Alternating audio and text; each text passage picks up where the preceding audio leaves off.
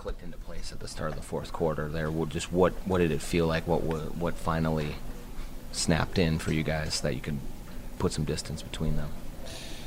I remember going into the fourth, Mike had said, like, this is the group. There was a point in time in the second quarter where we had gotten that lead to about 10, 11, I believe. And that group was just really gelling. Some nights we got groups that really work well. That tonight was one of those nights for us. And offensively, because there was more space for us, because they're not really as worried about Ant or as worried about Julius, we had to rely on small things, and those little details helped us tonight. Your drive game, just like how has that evolved for you kind of over the course of really maybe even this season, and to get to a point now where you can shoot it obviously from the outside, but then also getting to the rim and finishing there? I think every NBA player kind of goes through this. If you're not in Ant's role, if you haven't been in Julius's role, where you got to kind of take a step back, and almost like that boomerang approach where you got to take steps back and pull back to really excel. And for me, I grew up my whole life playing basketball, and I've been able to drive and been able to handle the ball and do those things. But I got to understand my role in this team, and I understand that there's guys who they're paying to do that, you know what I mean? And my role is to help this team in this way. And tonight, just relying on the things that I could do before and implementing that more into my game now that I've gained Finn's trust and my team's trust. Now I'm more confident and more open to doing those things, but I know that it's also going to help our team win, and just being aggressive and trying to make winning plays. When did you know you'd fully earned Finn's trust?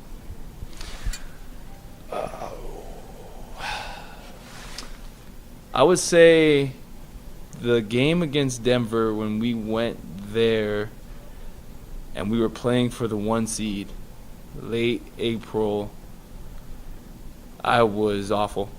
And there was a sub coming in, and I thought it was for me, and it wasn't. So I would say that was probably that moment where I knew. Quick question. On the Jumbotron, you said you would be the getaway car among the guys in the locker room or something like that? Oh, yeah, I can drive. But you were going to drive the In the speed limit? Yeah, why would you drive the speed limit if you're the getaway car? I said that? Yeah. You just don't want to incriminate yourself. Yeah, exactly. Your role, I'm not going to go out there and say I'm a speed, but we gonna get away. We gonna get away. That's one thing. Yeah. For sure. your role changes from game to game. Do you notice it, or are you just trying to fill in where you think something needs to be filled? Do you begin to see they need this, so therefore I'll do it, or is that just what happens? I think truly, because of the opportunities and where I've come in my career, I kind of just don't care. And it's been able to help me because I'm just so happy to have the opportunity and to be able to play the game I love and to have an effect on winning and to have a role. I've been in teams where I didn't have a role. I had a role that I didn't.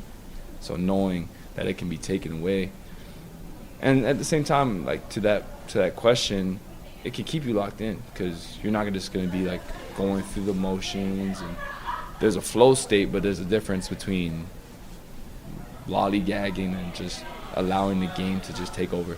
Do you notice sometimes when the team doesn't have energy and you seem to be a little bit more amped in terms of your on ball or getting back or going in transition, keeping the pace up? I mean, you consciously do those things? Yes. You can have a feel for that game and whichever game it is and just the flow of it and how things are going and paying attention to the flow and just trying to push the pace, keep guys locked in, especially if we were playing that way at one point in time, just to sustain that.